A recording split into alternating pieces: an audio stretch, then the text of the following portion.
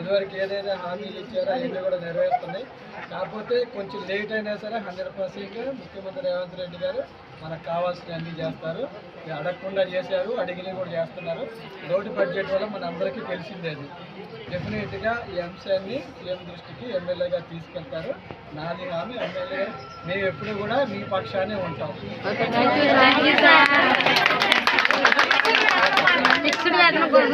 आशा कार्मिकुల ఐక్యత, ఆశా కార్మికుల ఐక్యత.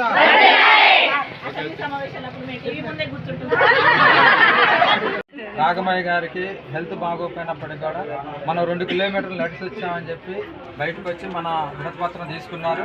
అట్లనే శాసనసభలో కూడా మాట్లాడతామని చెప్పారు.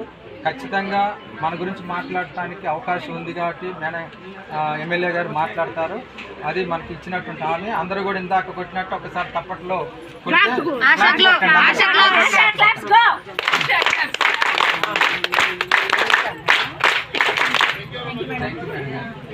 సాధ్యమైనంత మేము కూడా మీ పక్షాన ఉంటాం. మీ తరఫున నేను రిప్రజెంటేషన్ మొత్తం నేను గవర్నమెంట్కి ఇస్తాను, సీఎం గారితో మాట్లాడతాను, హెల్త్ మినిస్టర్ గారి దృష్టికి తీసుకెళ్తాను.